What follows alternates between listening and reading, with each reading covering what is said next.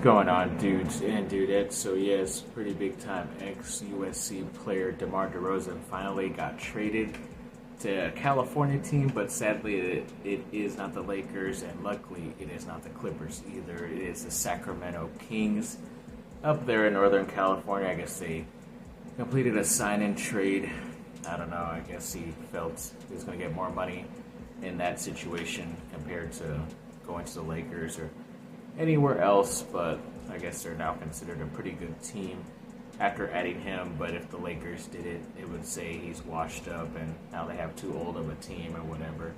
It's kind of funny when you bring in a veteran to different situations, it kind of works out differently. But either way, I still have a lot of faith in him, at least for this season coming up. I know he's signed on for at least another 2 more after this one coming up, but either way, I think you can definitely help them out this season coming up, which does suck because it is another Pacific Division team that the Lakers will have to play, but at least we'll get to enjoy him a bit more than when he was in the East Side playing with the Chicago Bulls.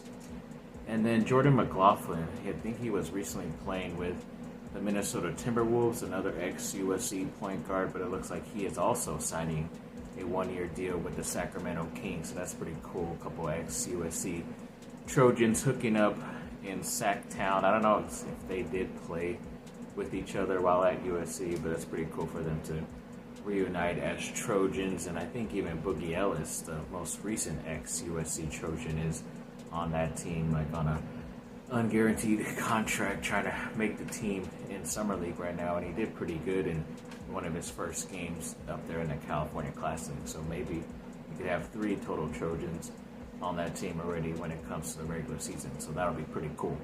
And 4-star 2024 wide receiver commit Romero Eisen to USC. Apparently he moved up quite a bit in the rankings. I forget exactly where he was, but he is now ranked like the 146th overall best player, and according to On 300, he is now in top 20 overall wide receiver too, so that's pretty good. I think he was already considered at some places as a 4-star, but officially now on this site and over, the top 50 best players in the country according to On 3 as well. So that's a pretty good job by him. I know USC has been missing out on some of these other top receivers, but I think there's another one that was going to be committing this Sunday, which USC also had a chance too, but I guess because of that tropical storm happening in the south and a little bit of the east, whatever, it's going to push it back to next week. So hopefully USC will be selected there as well.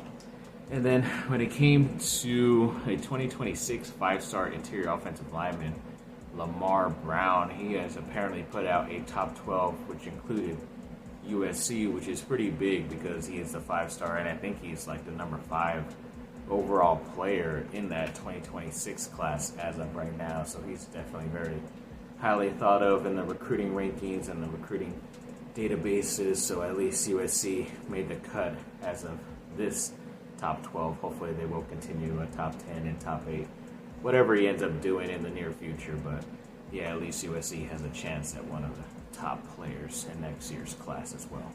And apparently there's a California Sports Hall of Fame, and in the 2024 class they are adding ex-USC quarterback great Rodney Peete to their list, so that's going to be pretty cool for him. Obviously a little bit before my time, but I know he came from USC even back then, so that's pretty cool for him.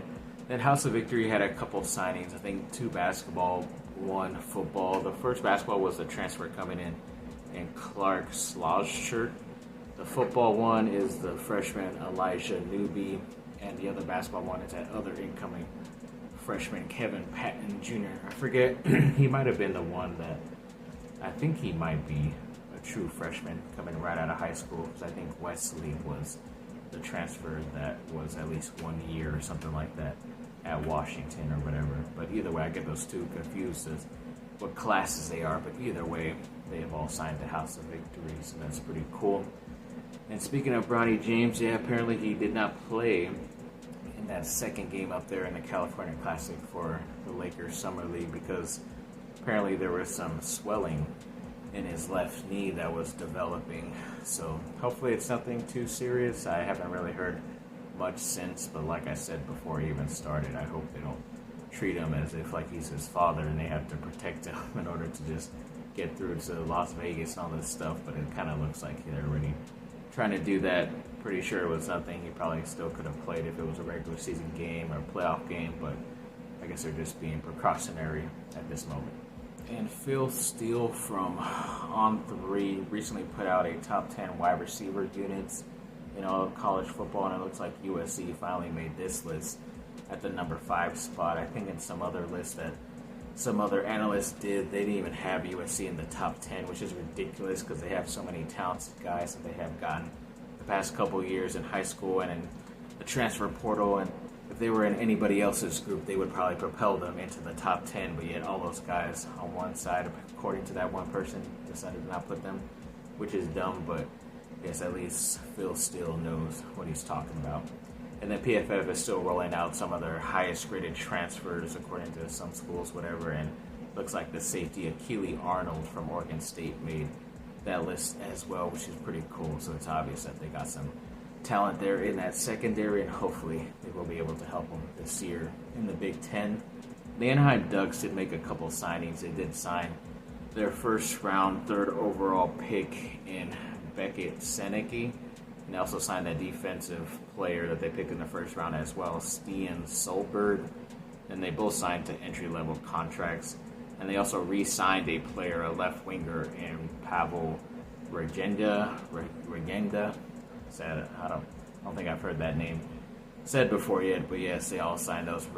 I think Pavel signed for a regular 1-year deal, and those 2 rookies signed those entry-level contracts. I don't know exactly what those mean, if they aren't going to be coming officially right away and playing for the team this season coming up or whatnot, but I think I talked about pretty recently on one of those Ducks videos that I didn't think that was going to happen because they're a bit too young, a little bit weak right now, so hopefully they'll get another year to bulk up and then come officially to the NHL.